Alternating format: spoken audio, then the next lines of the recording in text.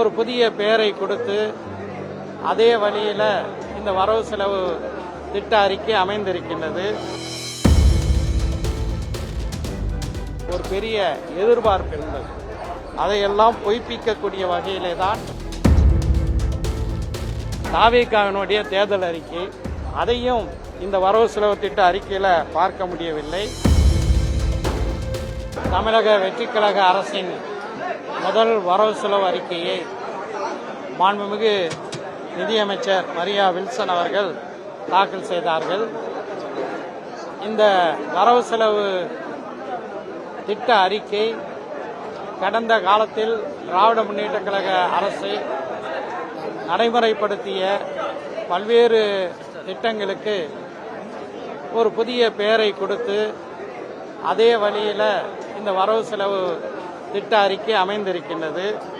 எடுத்துக்காட்டாக சொல்ல வேண்டுமென்றால் நடுநிலைப் பள்ளிகள், உயர்நிலைப் பள்ளிகள், அதேபோல தொடக்கப் பள்ளிகள் இவற்றுக்கான கட்டுமான வசதிகள், இன்ஃப்ராஸ்ட்ரக்சரல் ஃபெசிலிட்டிஸ் மேம்படுத்தப்படும் என்பது ஏற்கனவே திமுக ஆட்சியில் நடைமுறைப்படுத்தப்பட்ட ஒரு திட்டம் என்பதை நான் குறிப்பிட விரும்புகின்றேன். அதே நேரத்தில் இந்த வரவு செலவு திட்டத்தில் தமிழுக்காக தமிழை தன்னுடைய உயிர் மூச்சாக கொண்ட கண்ணியமிகு காகிதமில்லத் அவர்களுடைய பெயரில் திருவள்ளுவர் தினத்தில் ஒரு விருது வழங்கப்படும் என்ற அறிவிப்பை வரவேற்கின்றேன். அதேபோல தமிழ்நாட்டு மக்கள், தமிழ்நாட்டு இளைஞர்கள் விளையாட்டில் மேம்பட வேண்டும் என்பதற்காக தமிழ்நாடு முழுவதும் 10 ஒலிம்பிக் சிறப்பு மையங்கள் 50 கோடி ரூபாய் செலவில் அமைக்கப்படும் என்ற ஒரு அறிவிப்பை வரவேற்கின்றேன். அதே நேரத்தில் என்னுடைய கோரிக்கையை ஏற்று என்னுடைய தொகுதி நாகப்பட்டினத்தில் இருக்கக்கூடிய நாகூரில், அதற்கு அருகில் இருக்கக்கூடிய வேதாரண்யத்தில், அதேபோல திருக்கடையூரில் வரக்கூடிய பக்தர்களுடைய வசதிக்காக சிறப்பான ஓய்வு இல்லம் கட்டப்படும் என்ற அந்த அறிவிப்பையும் வரவேற்கின்றேன். அதே நேரத்தில் தமிழக வெற்றிக் கழகத்தினுடைய பல்வேறு தேர்தல் வாக்குறுதிகள் இந்த வரவு செலவு திட்டத்தில் இடம்பெறும் என்ற ஒரு பெரிய எதிர்பார்ப்பு இருந்தது. அதையெல்லாம் பொய்ப்பிக்கக்கூடிய வகையிலே தான் இந்த வரவு செலவு திட்டம் அமைந்திருக்கின்றது. உதாரணமாக சொல்ல வேண்டும் என்றால் மகளிர் மதிப்புமிகு மகளிர் திட்டம் அப்படின்னு தாவேகாவுடைய தேர்தல் அறிக்கையில் ஒரு திட்டத்தை குறிப்பிட்டு மாதந்தோறும் 2500 ரூபாய் மகளிருக்கு உதவித்தொகை தரப்படும் என்று சொன்னார்கள். அதை அவர்கள் நிறைவேற்றவில்லை. திமுக ஆட்சி கொடுத்த 1000 ரூபாய் தான் இன்னும் தொடர்கிறது. ஒவ்வொரு வீட்டுக்கும் 6 எல்பிஜி சிலிண்டர்கள், எரிவாயு உருளைகள் வழங்கப்படும் என்று வாக்குறுதி கொடுத்தார்கள். அதை பற்றி எந்த ஒரு குறிப்பும் இந்த நிதிநிலை அறிக்கையில் பார்க்க முடியவில்லை. அதேபோல 1வது முதல் 12வது வகுப்பு வரை படிக்கக்கூடிய பள்ளிக்கூட மாணவிகளுக்கான தாயார் அல்லது பாதுகாப்பாளர்களுக்கு 15000 ரூபாய் உதவித்தொகை வழங்கப்படும் என்பதும் தாவேகாவினுடைய தேர்தல் வாக்குறுதி.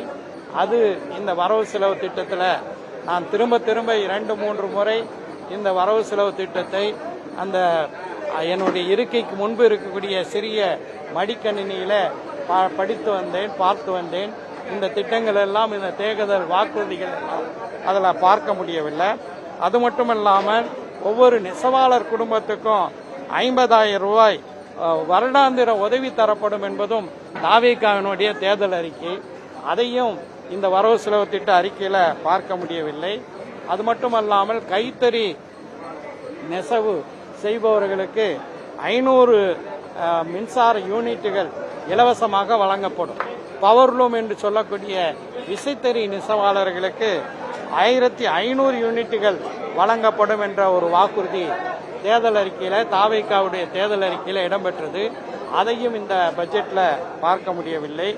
அதேபோல எந்த விதமான சியூரிட்டியும் இல்லாமல், கோலாட்ரல் சியூரிட்டி என்று சொல்வார்கள், அப்படியான ஒரு உத்தரவாதம் இல்லாமல் மாணவர்களுக்கு 20 லட்சம் ரூபாய் வரை கடன் வழங்கப்படும். இது தமிழக வெற்றிக் கழகத்தினுடைய தேர்தல். நானும் பிரட்டி பட்ஜெட்டு குறைய பார்க்கிறேன், அதுவும் அதில் இடம்பெறவில்லை.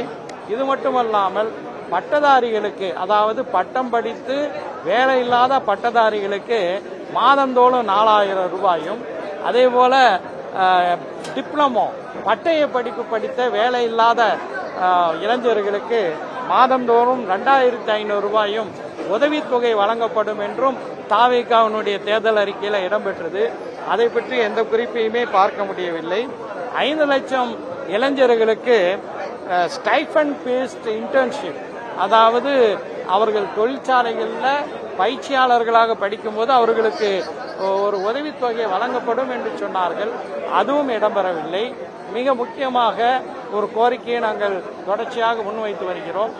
கடந்த திராவிட முன்னேற்ற கழக ஆட்சியில் இஸ்லாத்தை தழுவக்கூடியவர்களுக்கு பிற்படுத்தப்பட்ட முஸ்லிம்களுக்கான 3.5 விழுக்காடு இடஒதுக்கீடு அளிக்கக்கூடிய ஒரு அரசாணை வெளியிடப்பட்டது.